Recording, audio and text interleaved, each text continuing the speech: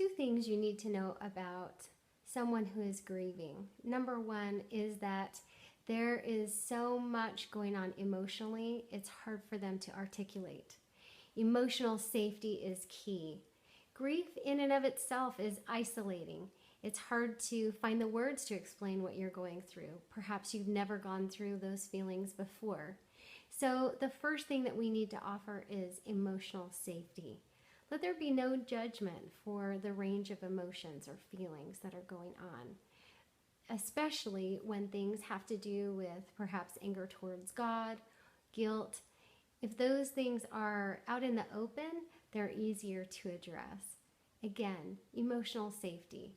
If you're working with someone that's been through a loss or a trauma, let them speak without judgment.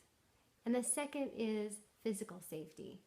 When people are grieving, they are not spatially aware, which means that it is easier for them to bump into things, to maybe twist their ankle, be off balance, not hear things correctly. Their depth perception is off.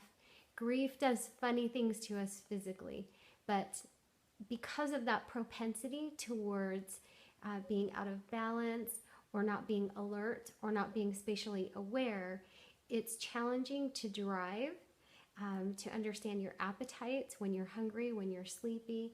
All of those things become mixed up.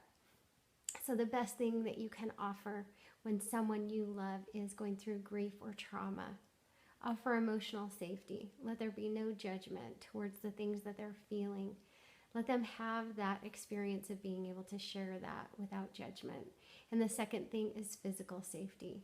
Watch for the person when they're disconnected.